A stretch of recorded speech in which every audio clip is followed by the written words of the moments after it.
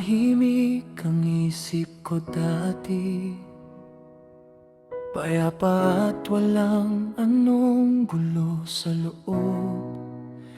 Biglang may gumugulo, pagsubok ay dumating. Laging kumakatok, parang hindi matapos-tapos. Tinitingnan niya kung hanggang saan aabot ang pananampalataya nating sa kanya'y nakaturo. Kung matibay ba ito sa gitna ng bagyo, o kung babagsak ba tayo kapag mabigat ang dala? Tahimik, tahimik akong lumalaban,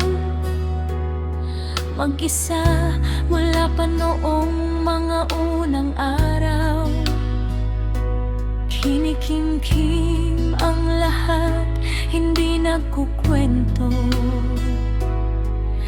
hindi nagpapakita ng hirap at pagod. Tahimik na lumalaban kahit mahirap ang daan. Kinakaya ko lahat kahit puso'y nasasaktan. Dahil alam ko sa aking puso,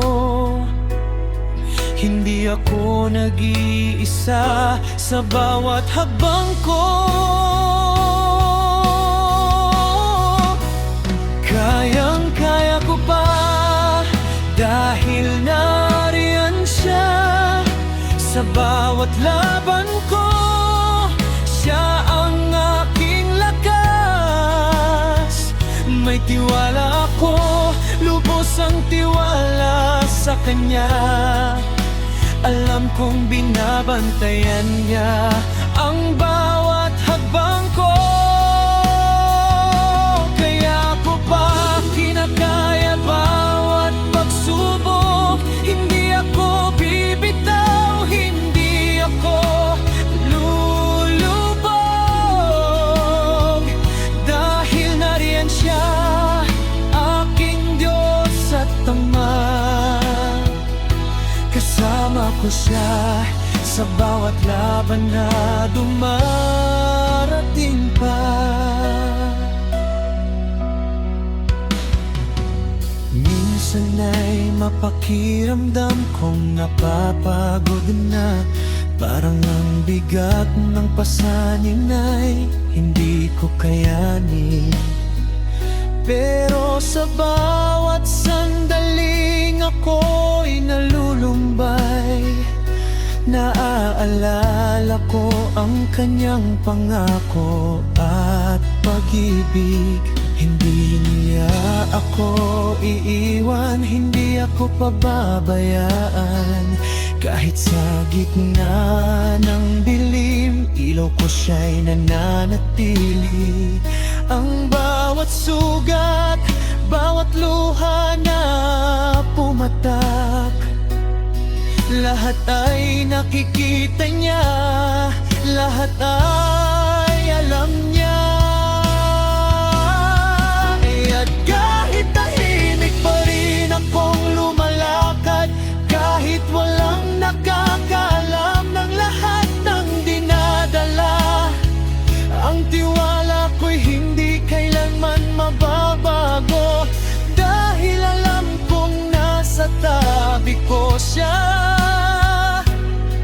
laging nakabantay.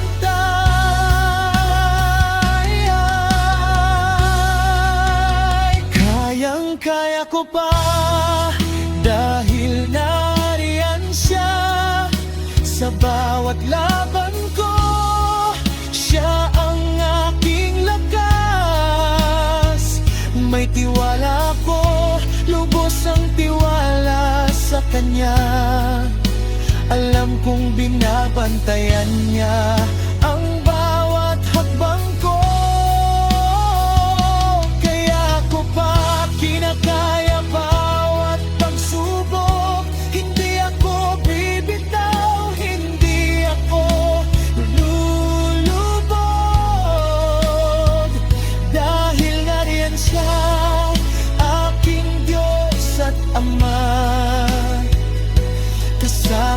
siya sa bawat laban na dumarating pa. Mula noon hanggang ngayon, siya ang aking sandigan. Sa bawat pag-angat at bawat pagbagsak ko man, ang pananampalataya'y lumalalim, lumalakas pa.